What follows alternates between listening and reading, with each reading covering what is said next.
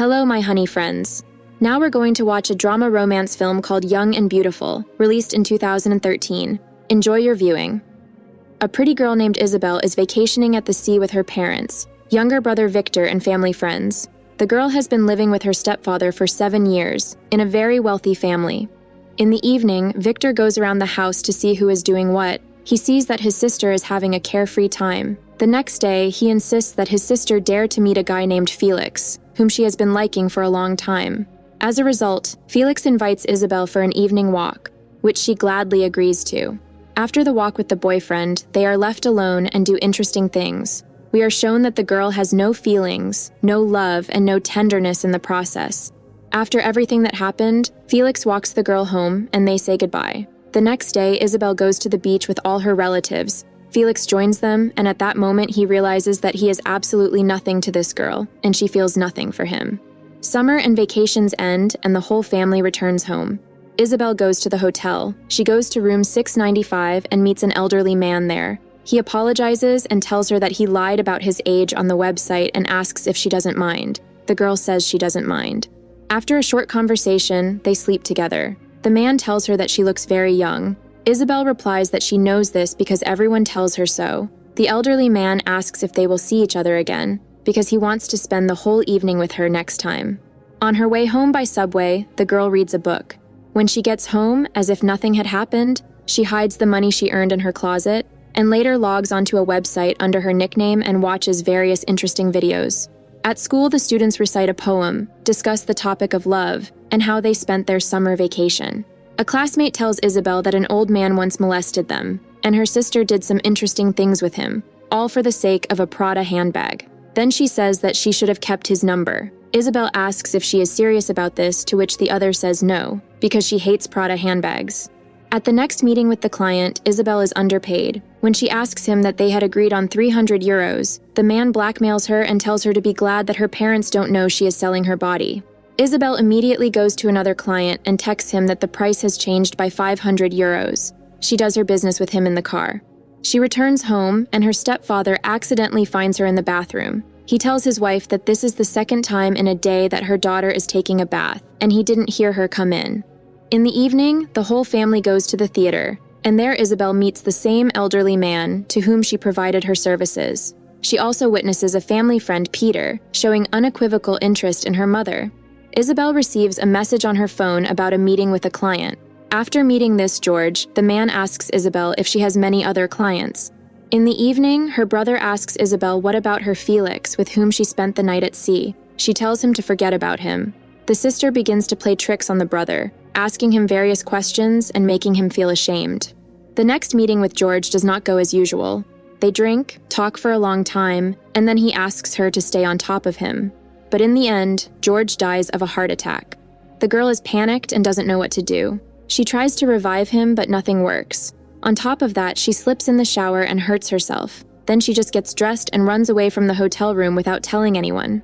At home, she tells her mother that she slipped in the shower. 2 policemen come to her mother's workplace and show her photos of her daughter from the scene, saying that this is Isabelle and she is selling her body.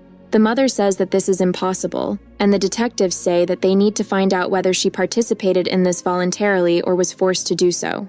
At home, the detectives show that free access to the internet makes it possible to register anywhere under a pseudonym, and they also find the money that Isabelle was hiding in the closet. Coming home from school, Isabelle meets her mother, who has been waiting for her to have a serious conversation. She sincerely cannot understand the reasons why the girl started doing this. After all, they have a wealthy family and they always have money. The mother wonders if she was at least using protection and asks if she really stopped doing it. Isabelle says that all this is in the past now. The mother begins to blame herself for allowing this to happen.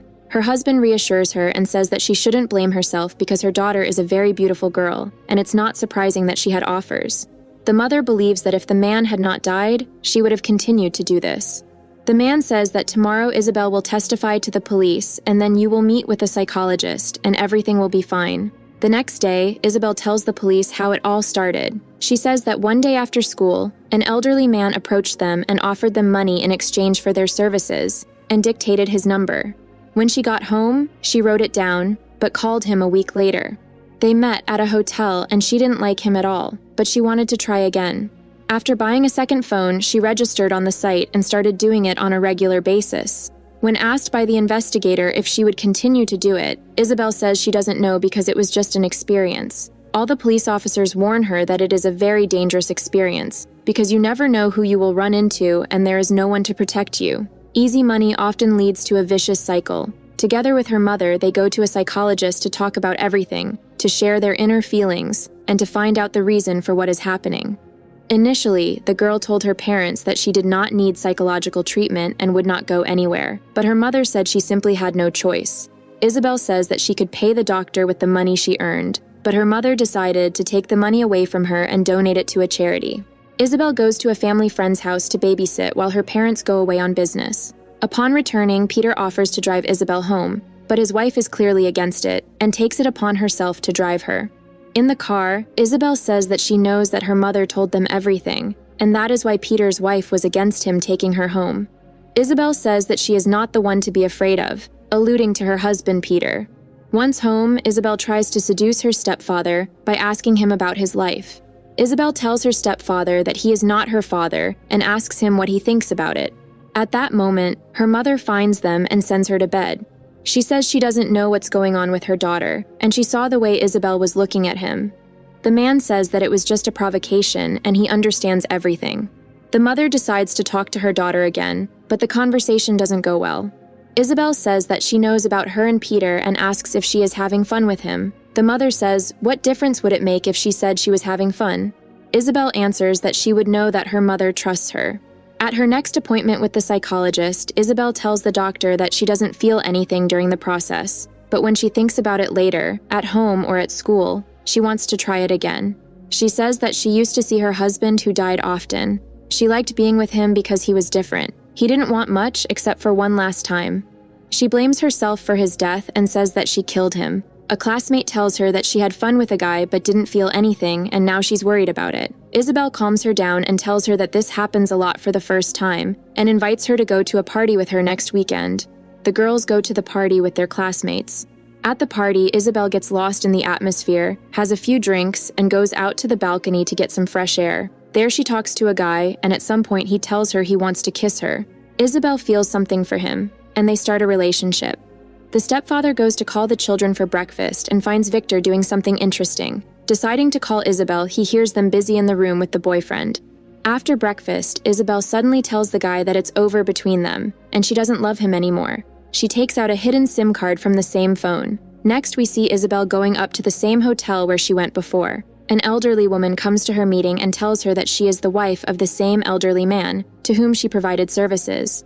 She tells Isabelle all about how they met and their personal lives. Then she offers the girl to come to the room with her for the same fee, arguing that she just wanted to see the girl her husband was having fun with. This elderly woman needed to visit this hotel room, as well as Isabelle, because she blamed herself for his death. After a while, Isabelle thanks her for making her feel better. She falls asleep and wakes up in the room alone.